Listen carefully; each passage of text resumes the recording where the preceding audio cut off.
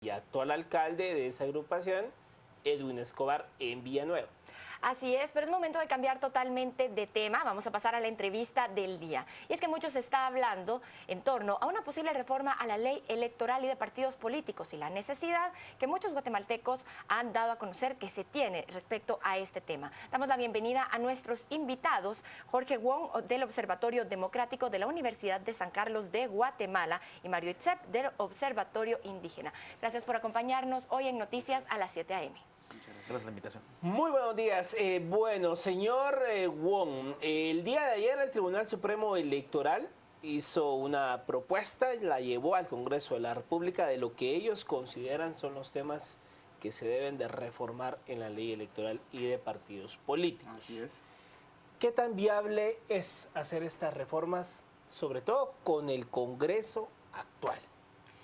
Bueno, buenos días, muchas gracias por permitirme el espacio de estar acá con ustedes. Y la verdad es que el Tribunal Supremo Electoral acaba de presentar esas peticiones el día de ayer y estamos ahorita en una coyuntura en la cual el pueblo de Guatemala está exigiendo cosas completamente diferentes, acciones más prontas, ¿sí? Se sabe muy bien que desde julio del año pasado la Corte de Constitucionalidad presentó, le dio luz verde, ¿sí?, a un grupo de propuestas y nosotros estamos ahorita viendo la posibilidad de que diferentes son estas propuestas presentadas actualmente junto con las que el pliego de propuestas anteriores en julio, ¿verdad? Entonces esperamos ver cuál es la postura del Tribunal Supremo Electoral, cuál es la postura también del Congreso de la República actualmente y aparte de eso también como Universidad de San Carlos de Guatemala estamos nosotros planteando otras reformas a través de una mesa.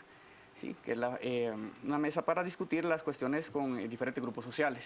Entonces estamos a la espera de ver cómo es la situación, cómo se va a tomar toda esta situación de parte de los involucrados, ¿verdad? Tenemos dentro de las propuestas que hace el Tribunal Supremo Electoral, no elección consecutiva de alcaldes y diputados luego de 2 ocasiones de haber sido electos. Esto podría llegar a contribuir a la continuidad de los proyectos, fortalecería el liderazgo. Bueno, en principio hay que ver lo que yo quisiera todavía empezar diciendo que hay que ponerle bastante ojo al sistema, es decir, lo que tenemos, el reflejo del sistema que tenemos hoy es un sistema fracasado, ¿verdad? Estamos colapsados y este sistema lo habíamos nosotros dicho hace años que este sistema es un sistema que requiere una reforma profunda al Estado de Guatemala. Y en principio es que la reforma profunda podría ser empezando una reforma, ¿verdad? O una refundación del sistema político en Guatemala. Y eso significa reformar la ley electoral en su totalidad. Es decir, el tema no solo es la reelección, es decir, la reelección es un problema que, digamos, tenemos diputados en el Congreso que ya llevan 20 años. Me parece que esto no es democracia, es decir, aquí estamos construyendo un narco Congreso y creo que aquí lo que hay que hacer es cambiar el Congreso de la República, renovar los diputados y tiene que pasar por una reforma a la ley electoral de partidos políticos. Es decir, la reelección se puede permitir 2 ocasiones, pero no la tercera. Creo que es sano para el país. Y en segundo, creo que el otro tema que hay que ver es el tema del financiamiento. Es decir, el financiamiento debe ser financiamiento, digamos, cero privado, ¿verdad? Y que se debe elevar, digamos, algún promedio del financiamiento público. Obviamente los guatemaltecos tendremos que pagar más, sin embargo, eso habría que ver un mecanismo legal de control, de transparencia, digamos, de rendición de cuenta de los partidos políticos. Ahora, lo que yo veo aquí es que hay una demanda, o sea, a partir del 25 de abril y la 16 de mayo, me parece que la población lo que está pidiendo es que efectivamente no quieren nada, digamos, ¿verdad?, con los partidos políticos. Es decir, la población está demandando la renuncia del presidente y está demandando que los diputados se deben renunciar.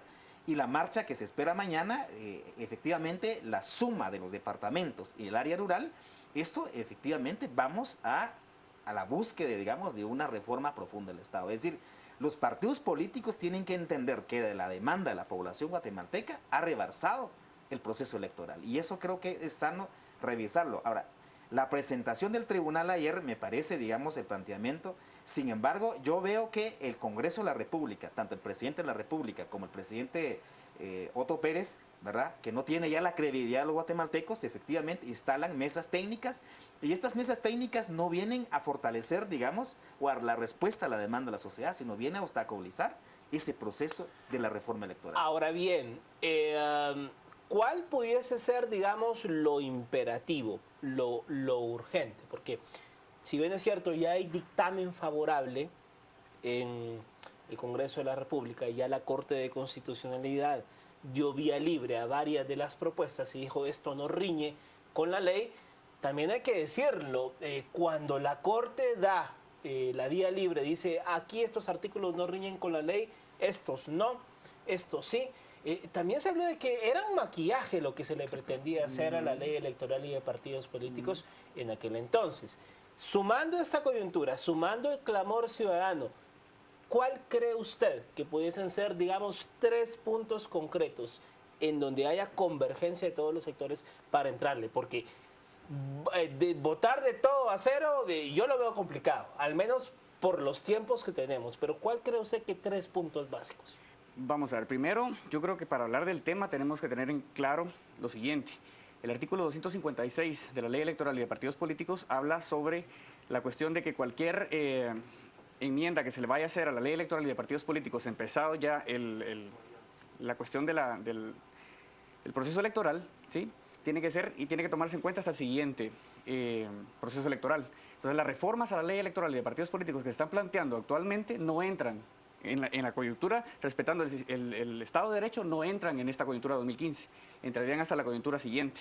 Entonces, en base a eso, las demandas aquí son tantas que no podemos explicar realmente, decir, bueno, según sectores serán estas 3, según estos otros serán estas otras 3, y son varias de ellas, pero a ojo de buen cubero, como decimos en Guatemala, tal vez sería la cuestión del financiamiento a los partidos políticos, ¿sí?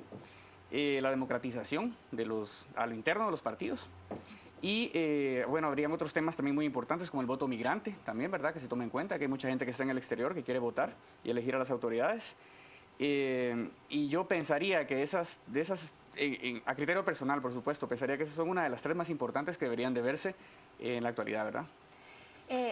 Jorge, el señor Itzepa hablaba de un sistema fallido y de la necesidad de una reforma. Vemos entonces que el tribunal nos hace ya una propuesta, el Tribunal Supremo Electoral, y una de ellas es la supremacía del tribunal en cualquier tema electoral, ya que ellos consideran en este momento que no lo tienen. ¿Usted considera que esto podría llegar a mejorar el sistema que se tiene en este momento? Yo pensaría que sí. De hecho, en la actual ley electoral y de partidos políticos, ellos ya tienen la supremacía. Lo que pasa es que es en el papel, ¿verdad? Claro. En la práctica parece ser que no. Entonces, lo que quieren ver es cómo hacen para tomar bien la batuta de la cuestión de esa cuestión. Y si se puede ver, por ejemplo, en las multas a los partidos políticos, ¿verdad? Por propaganda adelantada, que está creo que desde 15 hasta $125. Y la propuesta actual, creo que nos estamos yendo más o menos del 1 al 25% del aporte que les daría el gobierno en el siguiente momento. Entonces, es importante que estemos muy pendientes de esto, ¿verdad? Ahora bien, yo he escuchado algunas voces que tal vez disienten un poco con lo que usted nos menciona, Jorge, y quiero que quizá Mario nos ahonde un poco en eso. Hay algunas voces que dicen que si esto se entra a conocer de urgencia nacional, se aprueban las reformas, porque la gente quiere no ir a septiembre con las mismas reglas perversas del juego en cuanto a elecciones.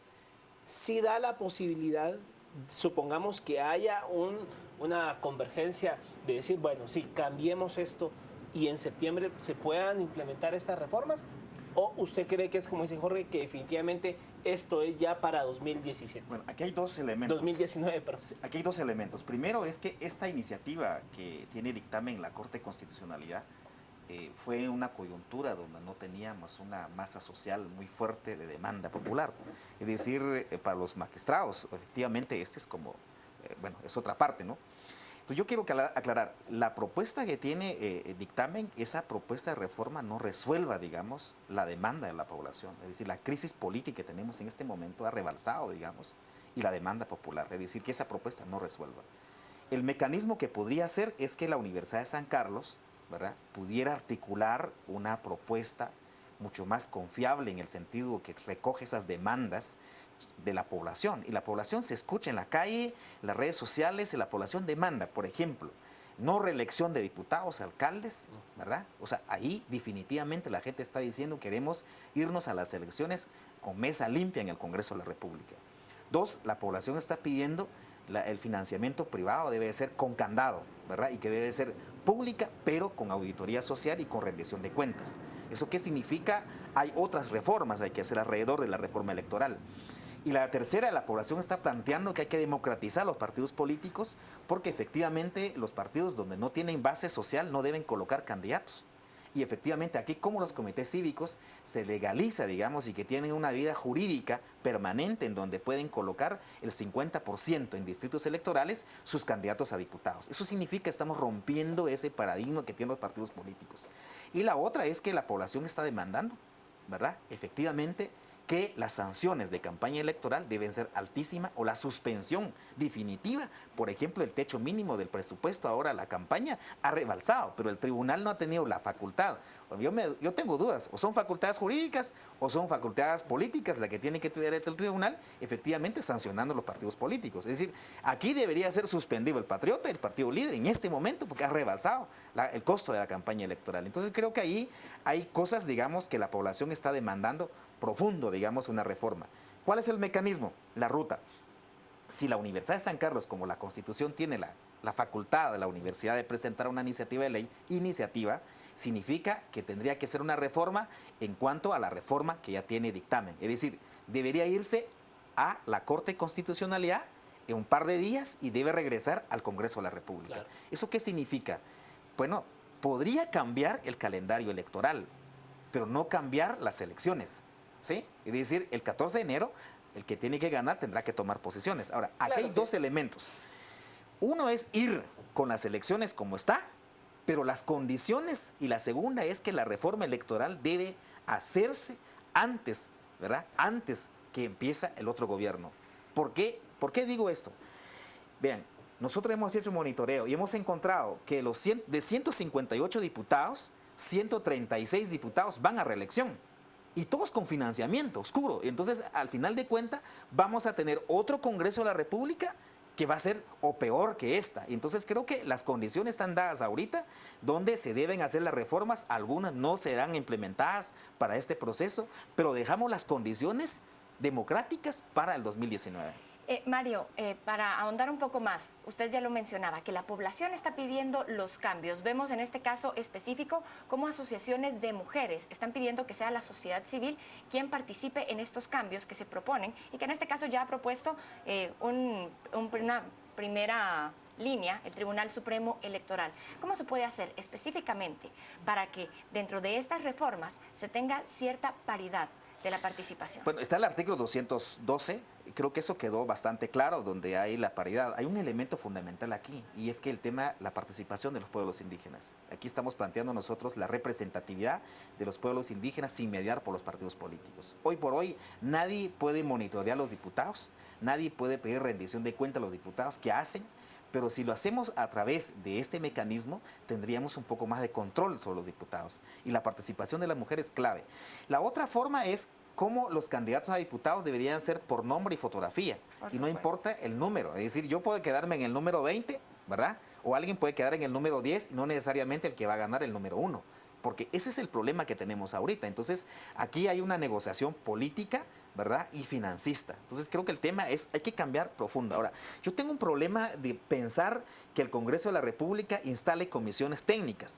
A mí me parece que esas comisiones técnicas que está planteando el Congreso es para ganar tiempo y dejar cerrada, engavetada una reforma que entre el siguiente gobierno y con los diputados que entrarán después, efectivamente no se pueden hacer reformas.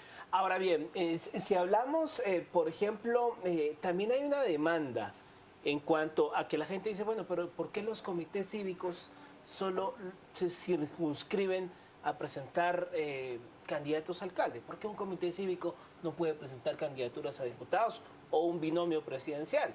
¿Cómo le damos cara vuelta a que deje de ser el dinero también la llave para participar en política? Porque, o sea, ¿quién le va a poner a uno 400 millones de quetzales para poder participar? O sea, cualquier ciudadano, por mucha capacidad que tenga, no tiene esos recursos.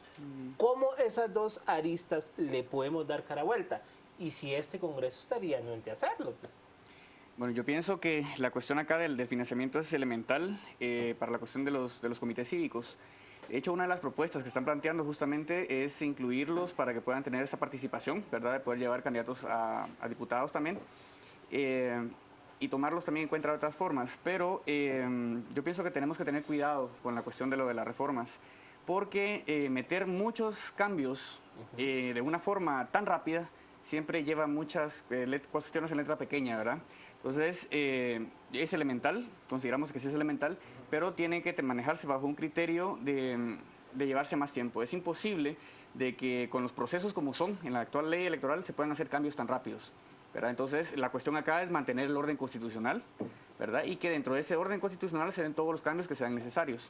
Entonces, eso sería un poco el enfoque de más o menos de esta situación, ¿verdad? Como lo vemos nosotros. Muchísimas gracias, Jorge, Mario, por estar con nosotros. Este tema da para muchísimo más. Lamentablemente nos hemos quedado sin tiempo, pero nos vamos a una pausa. Al volver, más noticias. Yo solo creo que habría que, antes de irnos a la pausa, dejar bien claro que creo que en la demanda de las reformas todos estamos en eso, pero también todos estamos muy claros que el 14 de enero del 2016 se debe entregar el mandato la banda presidencial, ¿sí? Y alguien tiene que asumir el 14 de enero. En eso creo yo que todos estamos muy claros. Correcto, y la coyuntura puede que cambie de un momento a otro, ¿no? También, entonces estamos en eso. Gracias. Vamos a la pausa.